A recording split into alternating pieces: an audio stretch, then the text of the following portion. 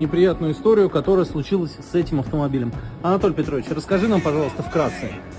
Автомобиль к нам приехал со стороннего сервиса. Попытались исправить, думали, что выжимной. Выжимной по факту, вот посмотрите здесь. Они поменяли, он здесь новый, но вся проблема была не в выжимном, а в первичном валу. Он у нас вот так вот люфтит. Там, возможно, разлетелись подшипники, оборвало первичный вал. И без дефектовки коробки мы это не понимаем. Возможно, замена коробки. Дальнейшие действия у нас обсуждаются с клиентом.